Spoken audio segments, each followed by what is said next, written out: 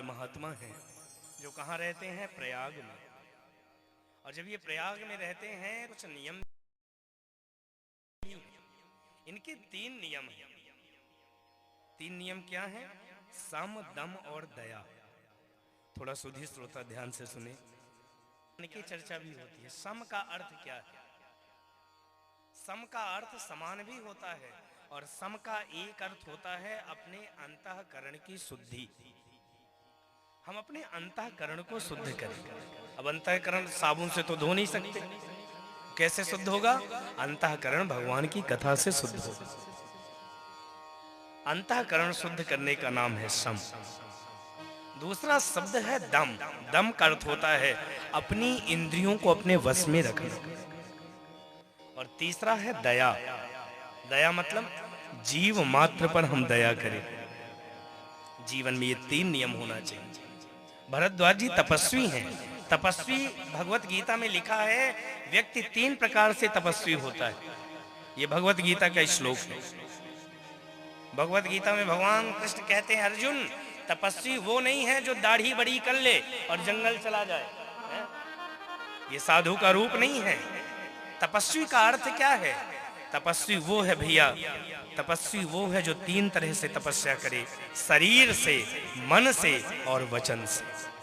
शरीर का तप क्या है? भगवत गीता कहती है देव द्विज गुरु प्राज्ञ पूजनम शौच मार्जवम ब्रह्मचर्य हिंसा च शरीरम तप उच्यते। देवताओं की सेवा करना, जैसे आप यहाँ दर्शन करने आए, ये भी सेवा है, ये शरीर का तप है। देवताओं का पूजन करना, ब्राह्मणों की सेवा करना, गुरु की सेवा करना, दीन दुखियों की सेवा करना, ये शारीरिक पूजा है। पूजा केवल शिव जी को जल चढ़ाना नहीं है भैया। मैंने कई बार कथाओं में कहा है शिव जी को जल चढ़ाना पूजा है, लेकिन किसी प्यासे को पानी पिलाना भी पूजा है। भगवान को 56 भोग लगाना पूजा है, लेकिन किसी भूखे को भोजन कराना भी पूजा है। पूजा को हमारे धर्म गुरुओं ने इतना कठिन बना दिया कि आज की नई पीढ़ी पूजा पाठ से भाग रही है। ये भजन इतना कठिन नहीं है। सबसे बड़ा भजन क्या है पता है? आदत बुरी सुधार लो बस हो गया भजन, मन की तरंग मार लो बस हो गया भजन। हम मन की तरंग मार लें, आदत सुधार लें, यही भजन है। शरीर से जो हम सेवा करें, यही शारीरिक तप है। जो शरीर के द्वारा सेवा की जाए वो शारीरिक तप है। दूसरा तप होता है वाचिक।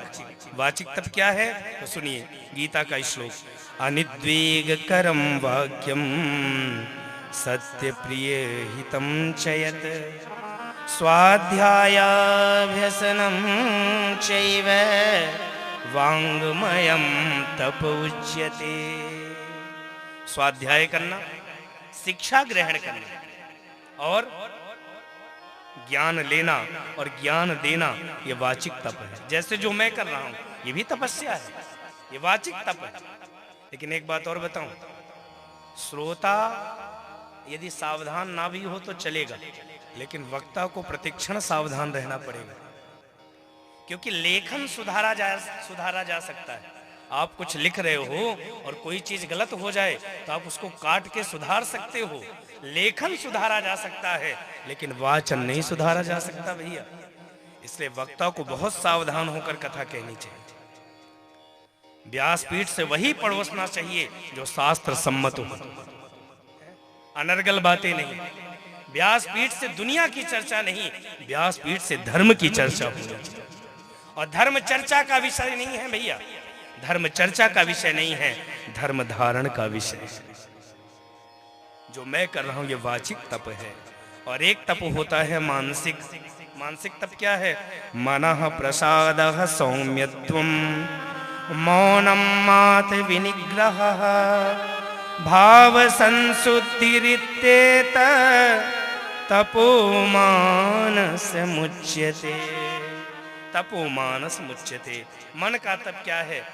मन का तप केवल इतना है कि मन में किसी के लिए बुरा ख्याल ना आए, किसी के लिए हम गलत ना सोचें, यही मानसिक तप है।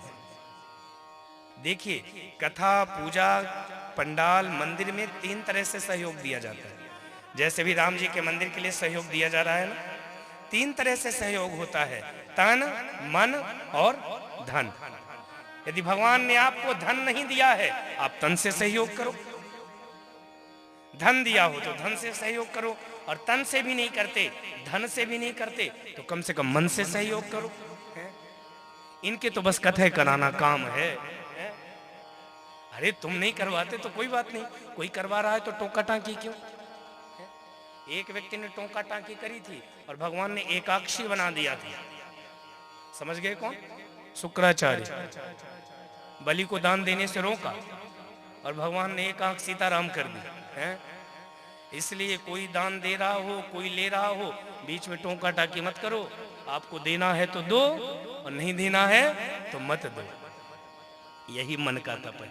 और मन का तप कबीर साहब ने कहा है, मन के हारे हार है, मन के जीते जीत, मन ही मिलावे राम सो, मन ही करत भजी। मन के हारे हार है, मन के जीते जीत, मन ही मिलावे राम सो, मन ही करत भजी। यह तो गति है अटपटी, झटपट लखे न कोई, जब मन की खटपट मिटे, चटपट दर्शन हो। जब मन की खटपट मिटे, चटपट दर्शन हो। कबीरा यह मन लाल जी समझे नहीं बात, भजन करन को आलसी, भोजन को होशियार। भजन करन को आलसी, भोजन को होशियार। भजन करन को आलसी, भोजन को होशियार। और मैं अपने 8 साल का अनुभव आपसे कहूँ, तकरीबन हमारी 80 के करीबन कथाएं पहुंच रही हैं, लेकिन हमने देखा है जितनी कथाओं में भीड़ ना उतनी भंडारे में भीड़ होवे हैं, क्योंकि भजन करन को आलसी और भोजन को होशियार। लेकिन एक बात सुन लीजिए भैया, भक्त को भोजन में स्वाद नहीं आता, भक्त को तो भजन में स्वाद आता है। जिसको भजन में स्वाद आने लगे, गोस्वामी जी ने वर्णन किया है भैया। भरद्वाज जी प्रयाग में रहते हैं, माघ का महीना जो वर्तमान में चल रहा है, आज भी प्रयागराज में माघ मेला लगता है, जिसमें लोग कल्पवास करते हैं। कल्पवास का अर्थ क्या है? कुछ समय के लिए वास किया जाए, कल्पवास। लेकिन लोगों के मन में है कि कल्पवास करना बुढ़ापे का काम है, और बूढ़ा बूढ़ी को इसीलिए भेजते हैं कि लौटे ना, कि ठंडी में वहीं है। लेकिन ऐसा नहीं भैया, भजन करना बुढ़ापे का काम नहीं है। एक बात बताओ, बुढ़ापे में जब पैर काम नहीं करेंगे तो छींद वाले दादाजी का क्या खाक दर्शन करोगे? जब आंख से दिखाई नहीं देगा तो क्या दादाजी का खाक दर्शन करोगे? है? भजन बुढ़ापे का काम नहीं है भैया, भजन तो जवानी का काम। जवानी सुधर जाए तो बुढ़ापा सुधर जाएगा, और जिसकी जवानी बिगड़ गई उसका बुढ़ापा भी बिगड़ जाएगा। माघ के महीने में सब अपने अपने घरों को छोड़कर देवता, दानव, मानव, गंधर्व सब प्रयागराज आ जाते हैं। प्रयागराज में संगम में स्नान करते हैं, 1 महीने वहां वास करते हैं, और इसके बाद विदा लेते हैं। सब विदा ले लिए, लेकिन जब सबके साथ याज्ञवल्क्य जाने लगे, तब पता है भरद्वाज जी चरणों में बैठ गए और क्या कहा? जाग बलिक मुनि परम विवेकी, भरद्वाज राखी पलट की। सादर चरण सरोज पखारे, सादर चरण सरोज पखारे। अति पुनीत आसन बैठा,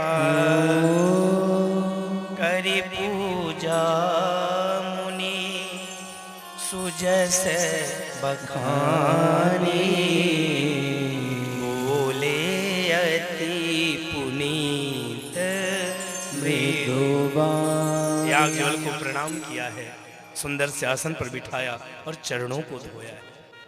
आज समाज में ये चरण धोने की परंपरा तकरीबन विलुप्त हो गई है, लेकिन पहले हमारे घर का नियम था कि कोई महापुरुष हमारे घर में आए, हम उसका चरण प्रक्षालन करते थे। लेकिन आज इन परंपराओं को हम भूलते जा रहे हैं, हमको ये रूढ़वादिता लगने लगी। आज हम पितरों को याद करना भूलते जा रहे हैं। आज कहते हैं श्राद्ध करना बेकार है। बंधु, हमारे देश के ग्रंथों को महात्माओं ने सूखे पत्ते खा खा कर लिखा है। ये ग्रंथों में गलत नहीं लिखा है भैया। ग्रंथ को मानिए, पितरों को मानिए, देवताओं को मानिए। पितरों को भी व्यक्ति को भूलना नहीं चाहिए। पितृदोष घर में हो जाए, मैं आपको कुछ नियम बता दूं, यदि घर में पितृदोष हो जाएगा तो आपके घर में माताओं को संतान नहीं होगी। आपके घर में पितृदोष हो जाए, आपके घर का तुलसी का पौधा हरा भरा नहीं रहेगा। आपके घर में पितृदोष हो जाए तो आपके घर में पेड़ हो, लेकिन पेड़ों में फल नहीं आएंगे। यदि ये कुछ होने लगे तो समझ लेना कि हमारे घर में पितृदोष है, जिसको आजकल काल सर्प योग भी कहने लगे। पितृदोष का निवारण केवल और केवल एक है, और वो हरि कथा है। केवल एक निवारण, भगवान की कथा। क्योंकि दुनिया की व्यथा यदि कोई मिटा सकती है तो भगवान की कथा ही भाई, केवल भगवान की कथा।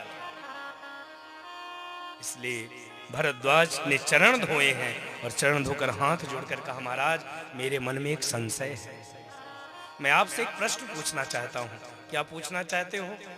भरद्वाज ने जी कहा, गुरुदेव ये राम कौन है? एक राम को मैं जानता हूँ, वो दशरथ के बेटे हैं, मेरे कुटिया में भी आए थे। क्या वही राम परमात्मा है? लेकिन यदि वो परमात्मा है तो स्त्री के विरह में ऐसा भटका क्यों? स्त्री के विरह में रोया क्यों?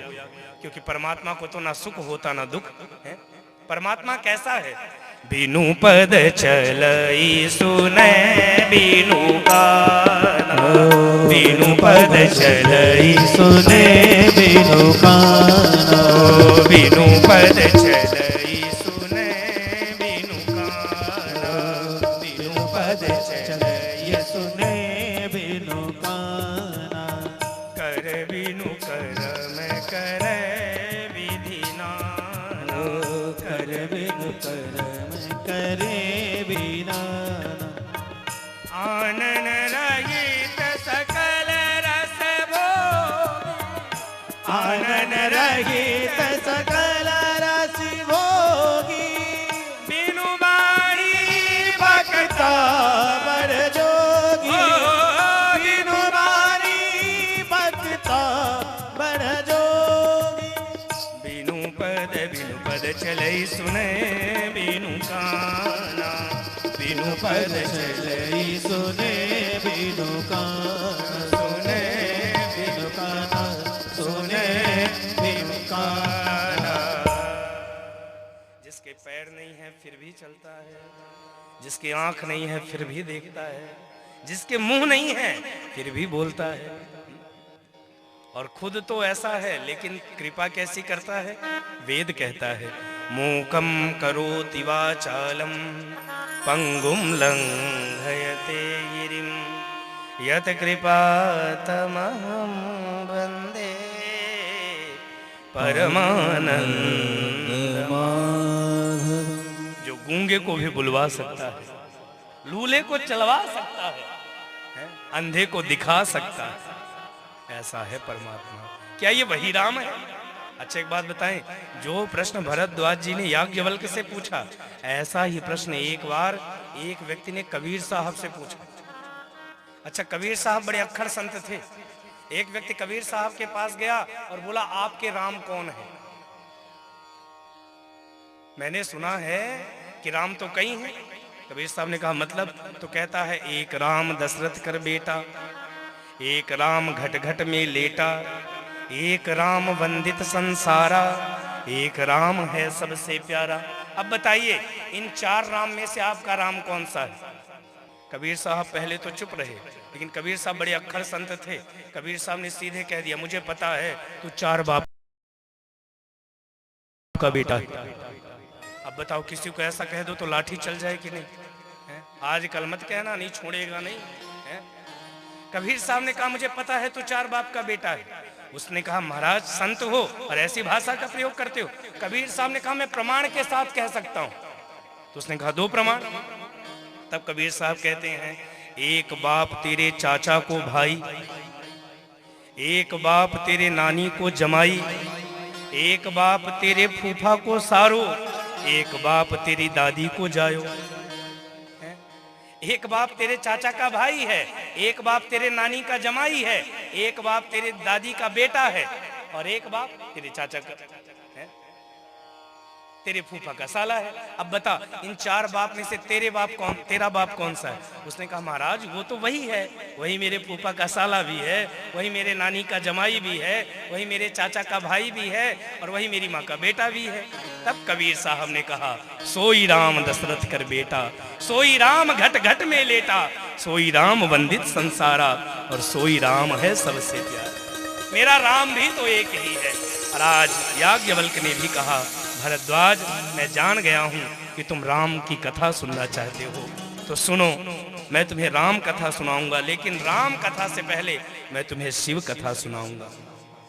क्योंकि राम कथा में प्रवेश तभी मिलता है जब शिव का विश्वास हृदय में आ जाए। शिव विश्वास है भैया, इसीलिए देख लीजिए यहाँ भी क्या सुंदर व्यवस्था है। हमारे हनुमान जी भी विराजे हैं, राम जी भी विराजे हैं, और भोलेनाथ भी विराजे हैं। इन 3 को पकड़ना ही पड़ेगा। पहले शिव को पकड़ो, शिव को पकड़ो भैया। क्यों?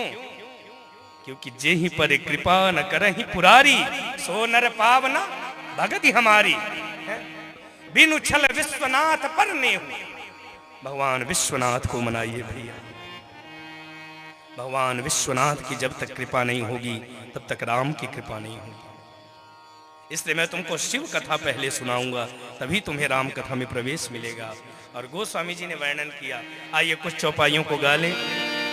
एक बार त्रेता जुग माही, एक बार त्रेता जुग माही, शंभु गए कुंभज ऋषि पाही, शंभु गए कुंभज ऋषि पाही।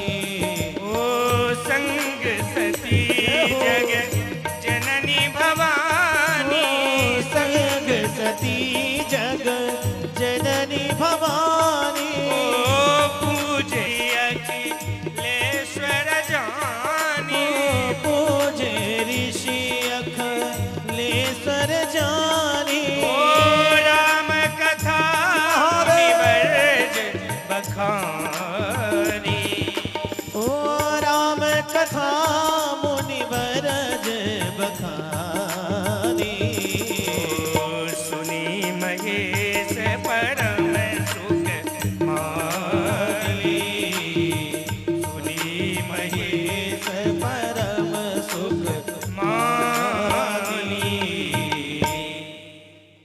एक बार त्रेता जुग माही, भगवान भोलेनाथ त्रेता युग। आज भोपाल से भी कई लोग पधार रहे हैं, ये सब आपका स्नेह है हमारे प्रति। कई लोग यहाँ ऐसे भी हैं कि भोपाल में कहीं कथा हो या कहीं भी कथा हो, एक दिन तो पहुंच ही जाते हैं। ये प्रेम मेरे प्रति नहीं है भैया, ये तो राम की कथा के प्रति प्रेम है। ये राम की कथा के प्रति प्रेम है भैया। क्योंकि राम कथा कैसी है?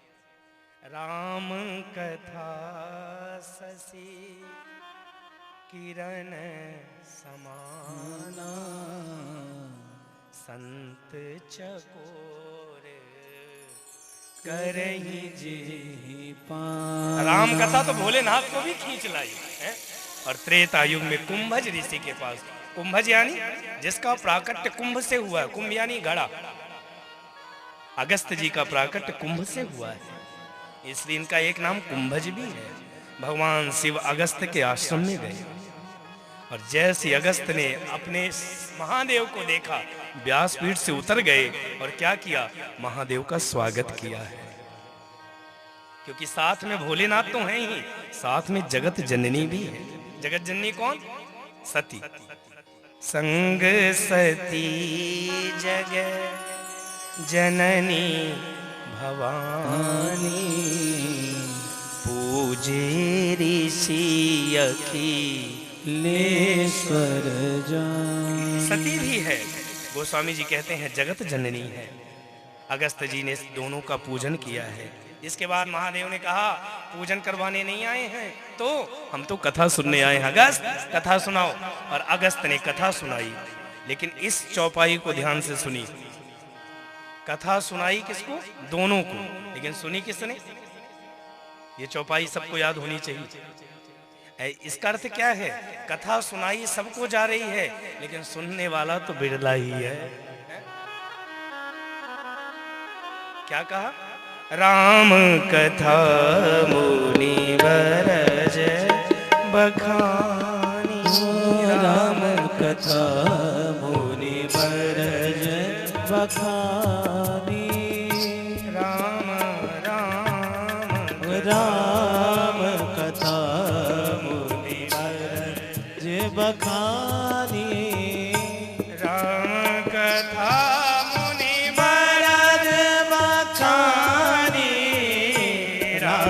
कथा मुनि बरज बखानी, सुनी महेश परम सुख मानी, सुनी महेश परम सुख मानी, सुनी महेश परम सुख मानी, सुनी महेश परम सुख मानी, राम कथा मुनि बरज बखानी, राम कथा राम राम कथा मुनि बरज बखानी। राम कथा सुनाई, लेकिन सुनी किसने? केवल महादेव ने सुनी, सती ने नहीं सुनी। क्यों? क्योंकि सती के मन में अभिमान आ गया। कौन सा अभिमान? अभिमान इस बात का आया कि जो हमको देखकर व्यासपीठ से कूद पड़े और हमारी पूजा करे, वो हमको क्या खाक कथा सुनाएगा? एक बात सुन लीजिए भैया, आपका गुरु कोई भी हो, लेकिन जब तक सुनाने वाले के प्रति आपका गुरु भाव नहीं आएगा, तब तक कथा आपके जीवन में प्रभाव नहीं डालेगा। जब आप पंडाल में आओ, आपका गुरु कोई भी हो, लेकिन सुनाने वाले के प्रति आपका गुरु भाव आ जाना चाहिए। उस समय उसमें आपके गुरु का दर्शन होने लगेगा। आपको ऐसा लगेगा ये कोई और नहीं, मेरा गुरु ही कथा कह रहा है। जब ये भाव आ जाएगा, तब आपकी वो कथा हृदय में उतर जाएगी। सती के अंदर ये भाव आया कि हमें क्या कथा सुनाएगा, इसने तो हमारी सेवा करी। बंधु, सती ने कथा नहीं सुनी, इसीलिए गोस्वामी जी की कलम बड़ी सावधान है। जब सती आई तो जगत जननी कहा, लेकिन जब सती गई तब क्या कहा? मुनि सन विदा मांग त्रिपुरारी, मुनि सन विदा मांग त्रिपुरारी, मुनि सन विदा मांग त्रिपुरारी, मुनि सन विदा मांग त्रिपुरारी, चले भवन संग दक्ष कुमारी, चले भवन संग दक्ष कुमारी, दक्ष कुमारी। दक्ष यानी दक्ष होता है अभिमान, ये अभिमानी की बेटी है। आप मानस के कभी दो चरित्रों को पकड़ना, शायद आपने कभी रामायण का पाठ करते हुए इस बात का ध्यान दिया। मानस के दो चरित्र ऐसे हैं जो बहुत विरोधाभासी। सती को कभी जगत जननी कहा गया तो कभी दक्ष सुता कहा गया। ऐसी कैकेयी को आप मानस खोल करना, जहां जहां गोस्वामी जी ने कैकेयी की वंदना करी, वहां कैकेयी के लिए शब्द प्रयोग किया भरत मात, ये भरत की मां है। और जहां जहां निंदा करी, वहां क्या लिखा, कैकेयी नंदनी मंदमती, ये कैकेयी नरेश की बेटी है। ऐसे ही सती, ये दो बड़े विरोधाभासी चरित्र हैं। कभी कभी मन में प्रश्न उठता है, कैकेयी निंदनीय है कि कैकेयी वंदनीय। लेकिन एक बात बताऊं भैया, कैकेयी के चरित्र को जो व्यक्ति समझेगा नहीं, वो कैकेयी को दोष देगा। लेकिन आप विचार करके देखो, क्या राम राज्य की स्थापना बिना कैकेयी के संभव है? आप अपने आप से पूछिए। यदि दुनिया को राम राज्य दिया है, वो कैकेयी अम्बा ने दिया है। आगे मैं आपको कैकेयी की कथा अवश्य सुनाऊंगा कि कैकेयी के जीवन का त्याग क्या है। एक बात मैं और कह दूं भैया, एक बात कह के मैं आगे बढ़ूं। दुनिया को ये लगता है कि कैकेयी ने भरत के लिए राम को छोड़ा है, लेकिन सत्य कुछ और है भैया। सत्य ये नहीं है, सत्य ये है कि कैकेयी ने भरत के लिए राम को नहीं छोड़ा, बल्कि राम के लिए भरत को छोड़ा है। राम के लिए भरत को छोड़ा है। कैकेयी के त्याग से सनातन धर्म मुक्त नहीं हो सकता। इसीलिए राम जी कहते हैं, दोष दे जननी जड़ते, अयोध्या कांड, जिन गुरु साधु सभा नहीं से। ये दो चरित्र बड़े विरोधाभासी हैं। यहाँ दक्ष की बेटी कहा, उसी समय की ऐसी घटना कि त्रेता युग में राम जी कथा सुनने गए थे और उसी समय राम जी का वनवास हुआ था। रावण जानकी का हरण करके ले गया था और भगवान श्री राम जानकी की खोज कर रहे थे। हे खगमृग, हे मधुकर श्रेणी, तुम देखी सीता मृग नयनी। राम जी खोज कर रहे थे, आंखों में अश्रु भरा है। और जब शिव जी ने राम के स्वरूप को देखा तो सच्चिदानंद कह के प्रणाम किया। सती ने कहा, ये मेरे भोले बाबा भोले ही हैं। अरे जो पत्नी के वियोग में रो रहा है, वो सच्चिदानंद है क्या? सती को मन में शंका हुई। शंकर जी से कहा, प्रभु आप साधारण मानव को प्रणाम कर रहे हो? भगवान ने कहा, सती ये साधारण मानव नहीं है। तो कौन है? ये वो हैं जिनकी कथा सुनकर हम आ रहे हैं। और बड़े सुंदर छंद में वर्णन किया। मुन धीर जोगी सिद्ध संत विमल मन जहि ध्यावहि, विमल मन जहि ध्यावहि, विमल मन जहि ध्यावहि। कहिने निगम पुराण आगम, जासु कीरति गावहि, जासु कीरत भावहि, जासु कीरत भावहि।